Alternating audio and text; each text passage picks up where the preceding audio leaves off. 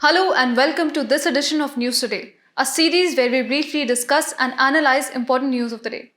Without delay, let's explore the headlines first. This year marks the 50th anniversary of the Chipko movement. United Nations Secretary General highlighted the India's multilateral development bank's reform efforts. Australia recognizes India as top-tier security partner. Private credit faces liquidity risk if stress rises, says the International Monetary Fund report.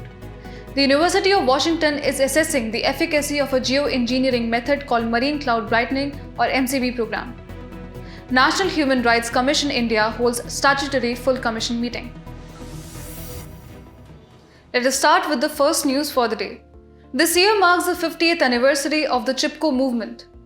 The Chipko movement was a non-violent protest that began in 1973 in the Chamoli district of Uttarakhand to prevent the felling of trees in the Himalayas. The movement, led by the visionaries like Sundar Lal Bahuguna and Gaura Devi among others, derives its name from the word embrace, as the villagers hug the trees to protect them from being cut down. Interestingly, the roots of the Chipko movement can be traced back to the 18th century when the Bishnoi community in Rajasthan initiated the efforts to save sacred trees. What makes the Chipko movement truly remarkable is its collective mobilization of women in the effort to conserve forests, manifesting the philosophy of ecofeminism. But what exactly is ecofeminism? Ecofeminism is a philosophical and political movement that examines the connections between ecological concerns and women. It contends that our culture is dominated by a capitalist, patriarchal system where societal values and ethics are dictated by a profit-driven, sexist and male-centric society. The reasons behind the emergence of ecofeminism are multifaceted. First, there is an interconnectedness between the exploitation and degradation of the natural environment and the subjugation of women in patriarchal societies. Additionally, traditional knowledge often held and transmitted by women plays a crucial role in promoting sustainable practices. Moreover, as per women's lived experiences, they have a close and direct relationship with the natural environment as they are responsible for collecting water and firewood in contemporary times. Ecofeminism remains highly relevant, offering a critique of capitalist exploitation, valuing traditional ecological knowledge, and recognizing for environmental justice, among other important issues. It is worth noting that the Chipko movement was not the only ecofeminist movement to emerge in India. The Narmada Bachao Andolan, led by environmental activist Medha Patkar in 1985, protested against the construction of a large dam on the Narmada River. Similarly, the Apiko movement in the 1980s saw women in Karnataka's Western Ghats embracing trees to prevent deforestation, inspired by the Chipko movement's example. Additionally, the Silent Valley movement in 1973 aimed to save a rainforest from being flooded for a hydroelectric project in Kerala, and the women's fight against human and environmental justice in the infamous Bhopal gas tragedy. As we commemorate the 50th anniversary of the Chipko movement, we are reminded of the unwavering spirit and determination of these eco-warriors who stood up against powerful forces to protect not only the forest, but also the very essence of their way of life. Their legacy continues to inspire generations, reminding us of the inextricable link between the well-being of our planet and the empowerment of women. Ahead in the news, United Nations Secretary General highlighted the India's multilateral development bank's reform efforts. The Secretary General has emphasized that the reform of MDBs will be a key theme at the upcoming Summit of the Future 2024, which will be hosted by the United Nations General Assembly. But first, let's understand what MDBs are. MDBs are international financial institutions that provide financial and technical assistance to developing countries. These banks are owned by multiple member countries and operate globally to promote economic development, reduce poverty, and support sustainable growth in their member countries. Some of the major MDBs include the World Bank Group, the Asian Development Bank, and more. Now the question arises, why do MDBs need to be reformed? Well, there are several compelling reasons. Firstly, MDBs need to adapt to the changing development needs of the 21st century, including issues like climate change, income inequality, and more. Additionally, developing countries are pushing for greater representation and a more equitable voice in MDB decision-making processes. Furthermore, MDBs have traditionally focused on public financing, but reform aimed to leverage private capital alongside MDB resources to multiply development impact through private sector mobilization. However, Achieving consensus among diverse member countries, limited financial and technical resources for implementing reforms, and slow approval processes pose significant challenges in the reform process. Recognizing the challenge, an independent expert group set up during India's G20 presidency has made several recommendations for MDB reform. These include tripling the annual lending levels of MDBs to $390 billion by 2030, adopting a triple mandate for MDBs to eliminate extreme poverty, boosting shared prosperity and contributing to global public goods, as well as expanding and modernizing the funding models. Additionally, the IEG recommends enhancing engagement with the private sector and placing it at the center of the MDB operations. As the United Nations Secretary General highlights India's efforts in this regard, it becomes evident that the reform of MDBs is a pressing global issue that requires collective action and cooperation from all stakeholders. By addressing the challenges and implementing the recommended reforms, MDBs can become more effective instruments in driving sustainable development, reducing poverty, and promoting equitable growth across the world. In another news, Australia recognized India as top-tier security partner. The Australian government, in its National Defence Strategy 2024, identified India as a top-tier security partner in the Indo-Pacific region. The National Defence Strategy highlights that Australia will continue seeking opportunities to drive practical bilateral and multilateral cooperation, foster defence industry collaboration, and enhance information sharing mechanism with India. The two countries have been proactively strengthening security ties on multiple fronts. India and Australia, along with Japan and the United States, are actively cooperating through the Quadrilateral Security Dialogue, or Quad, to tackle urgent challenges in the Indo-Pacific region. In the year 2020, India and Australia elevated their bilateral relationship to a comprehensive strategic partnership. They also signed a joint declaration on a shared vision for maritime cooperation in the Indo-Pacific, emphasizing the promotion of peace, security, stability, and prosperity in the region. The defense cooperation between the two countries is underpinned by arrangements like the Mutual Logistics Support Arrangement and the Defense, Science and Technology Implementing Arrangement to deepen defense cooperation. Additionally, they conduct the joint military exercise Austria-Hind.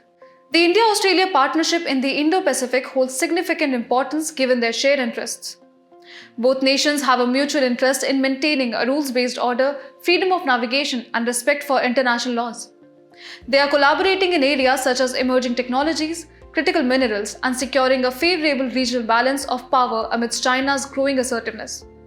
Beyond security, India and Australia are deepening their ties in various other domains. In 2022, they signed an Economic Cooperation and Trade Agreement, a letter of intent on new and renewable technology, and a Memorandum of Understanding on Critical Mineral Investment Partnership between AU Critical Minerals Office and Khanij Bidesh India Limited. The two countries also have a civil nuclear cooperation agreement in place since 2014. The recognition of India as a top-tier security partner by Australia underscores the strong strategic convergence between the two nations and their commitment to shaping a secure and prosperous Indo-Pacific region. Ahead in the news, private credit faces liquidity risks if stress rises, says the International Monetary Fund report. In its Global Financial Stability Report, the IMF has outlined the critical role of private credit in debt markets while also pointing to possible risks arising out of it. But what exactly is private credit? Well, it refers to non-bank corporate credit provided through bilateral agreements or small club deals outside the realm of public securities or commercial banks. In simpler terms, it excludes bank loans, funding provided through publicly traded assets such as corporate bonds and the like. Now, if we talk about the significance of private credit, there are a couple of key factors at play here. Firstly, private credit provides access to credit for companies deemed too risky or large for commercial banks and too small for public markets. Secondly, it offers customized lending terms providing much needed flexibility in times of stress. However, despite its benefits, the IMF report highlights potential threats to financial stability posed by the private credit. Let's delve into these concerns one by one. The first issue is the lack of regulations in private credit markets, which are comparatively less regulated and opaque to stakeholders. Secondly, the private credit value chain is a complex network involving leveraged players ranging from borrowers to funds to end investors. This interconnectedness poses the risk of spillovers. Lastly, private credit caters mostly to small and mid-sized borrowers with higher leverage, implying more risk, particularly in a stagflation scenario. In light of these risks, the IMF has put forth some policy recommendations. Firstly, it advocates for a robust supervisory and regulatory approach to private credit funds, institutional investors, and leverage providers.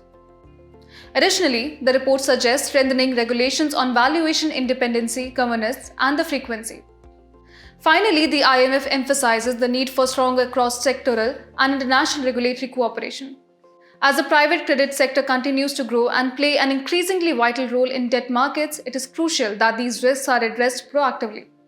By implementing the recommended policies and fostering greater transparency and oversight, we can mitigate potential threats to financial stability while preserving the benefits that private credit provides to businesses and the broader economy. In another news, the University of Washington is assessing the efficacy of a geoengineering method called Marine Cloud Brightening or MCB program. The MCB program seeks to increase the number of cloud condensation nuclei in low marine clouds, those formed over oceans and reefs with the help of sea salt crystals. The idea is that increasing these nuclei would raise the number of droplets that such clouds are made of while decreasing their size, allowing them to reflect more sunlight back into the space. Let us understand the concept of geoengineering being used in the MCB program. Geoengineering is a set of emerging technologies. There are three main types of geoengineering. First, we have solar radiation management, which aims to reflect sunlight back into the space. This is generally done using the orbiting mirrors or modifying clouds. Secondly, there's carbon dioxide removal, where techniques are employed to suck carbon out of the atmosphere using a combination of biological and mechanical methods. One such method involves seeding the ocean and iron pellets to create plankton blooms. Finally, Earth radiation management focuses on allowing heat to escape into space from Earth, such as by thinning cirrus clouds. While these geoengineering methods hold promise, they are not without its concerns. One major concern is that aerosol particles in the stratosphere could have implications for the recovery of the ozone layer. Additionally, there could be repercussions for weather patterns in the lower atmosphere. Perhaps most significantly, some experts warn of creating a moral hazard, providing stakeholders with an excuse to not reduce the use of fossil fuels under the assumption that geoengineering will solve the problem.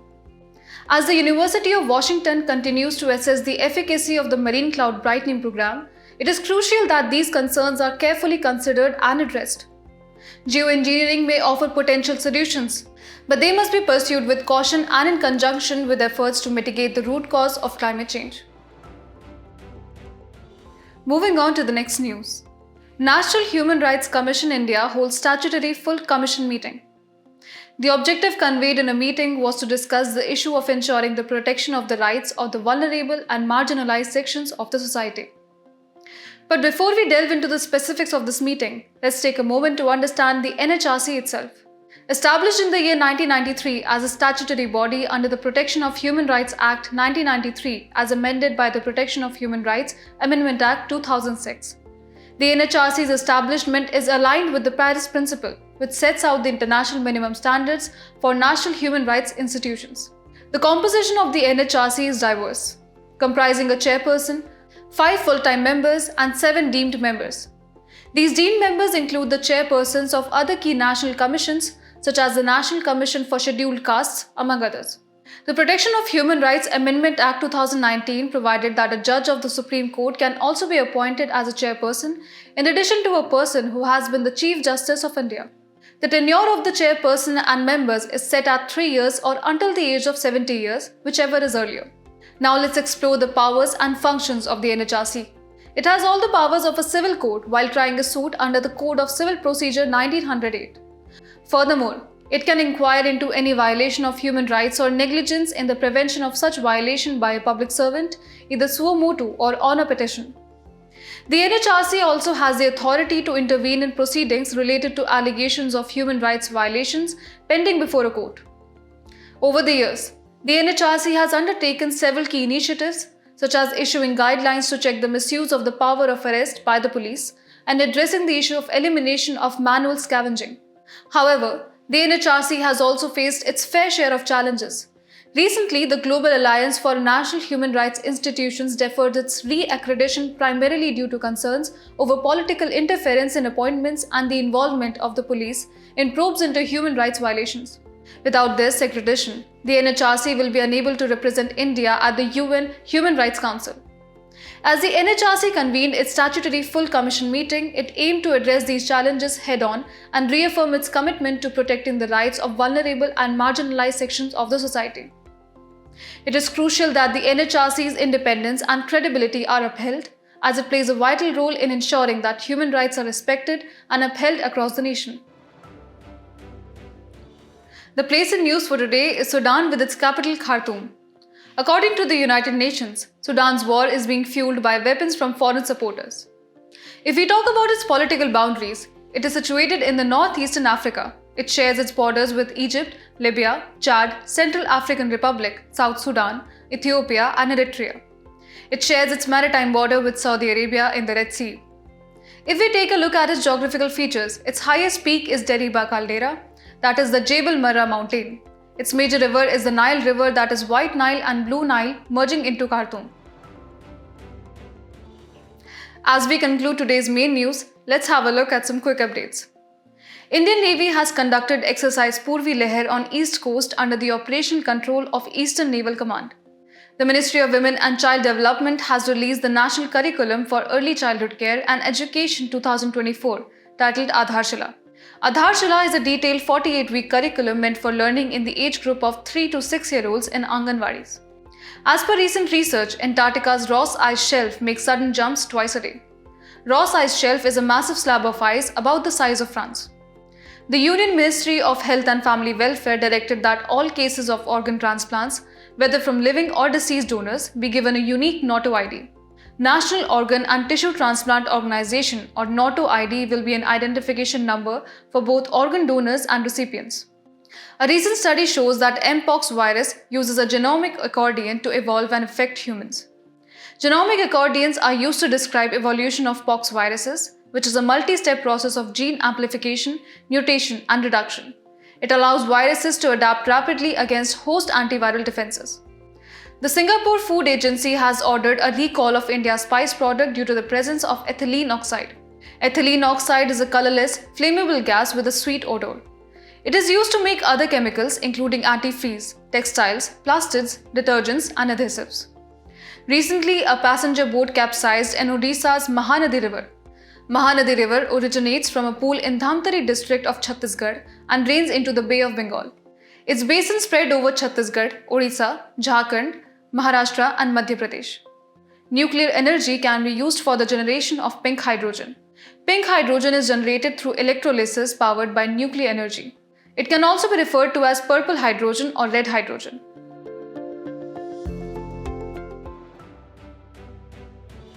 Before we sign off, let's challenge your understanding in today's installment of Test Your Knowledge.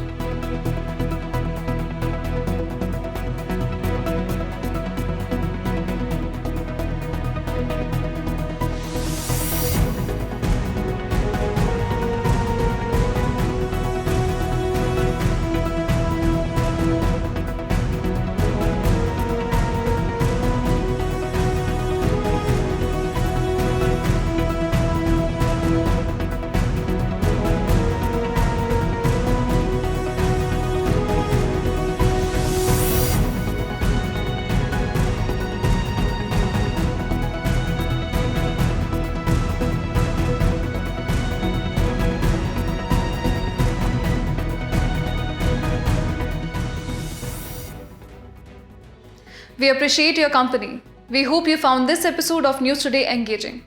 For the solution of today's quiz and to access the PDF version of News Today, remember to visit the provided links in the description below.